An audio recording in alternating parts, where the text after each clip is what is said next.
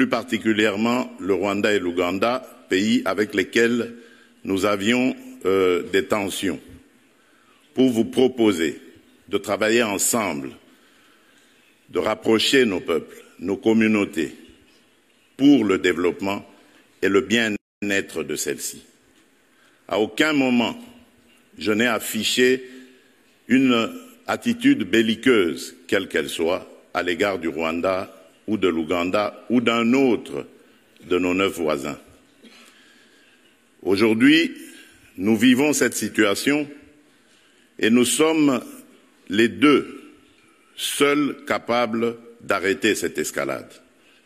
Je le dis en prenant à témoin le président João Lourenço, notre président actuellement de l'Union africaine, dont je rends d'ailleurs l'hommage, un hommage particulier pour son implication dans cette crise, et qui, comme vous le savez, était à quelques encablures de la régler définitivement. Mais malheureusement, sans aucune raison, en tout cas je n'en ai jamais entendu jusqu'à ce jour, vous avez boycotté cette cérémonie alors que nous étions à 98% déjà de recouvrer une paix durable. Mais il n'est pas trop tard pour bien faire. Et c'est pour ça que je prends à témoin ce forum et à travers lui le monde entier pour vous tendre la main, Monsieur le Président, à ce que nous fassions la paix des braves. Et cela demande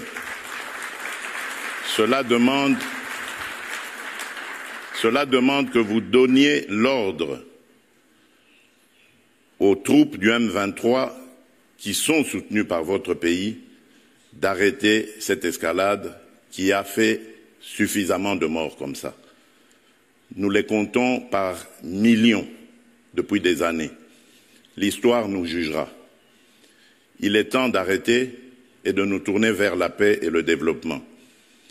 Je remercie le président Cyril Ramaphosa qui est venu à nos côtés, qui n'a pas hésité à envoyer ses troupes, dont d'ailleurs certains éléments sont tombés sur le champ d'honneur dans notre pays, au front, ce qui nous oblige à rester définitivement reconnaissants envers la République d'Afrique du Sud et des autres républiques sœurs de Tanzanie et de Malawi qui avaient aussi contribué à des troupes.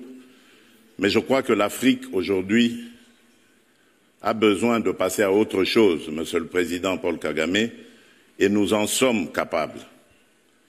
Prenons simplement le courage de nous regarder en face, de dire ce qui ne va pas et de prendre les décisions les bonnes pour nos populations. Et donc, le plaidoyer que j'avais prévu pour appeler à des sanctions, je préfère le suspendre pour le moment, en attendant évidemment d'avoir la réponse du président Kagame, parce que j'ai vu ici dans la salle également l'émissaire du président Donald Trump, dont je salue l'implication dans la crise qui frappe mon pays, et à travers lui également nos amis et frères du Qatar avec son émir. Je crois que cet appel est la preuve que la République démocratique du Congo n'est pas belliqueuse. La République démocratique du Congo veut la paix, la véritable paix qui va entraîner la stabilité et permettre le développement de cette région qui, pour moi, est l'une des plus belles régions du monde, c'est-à-dire cette région des Grands Lacs. J'espère que cet appel sera entendu par le président Kagame et je lui dis ma disponibilité à discuter de cette situation. Excellences, Mesdames,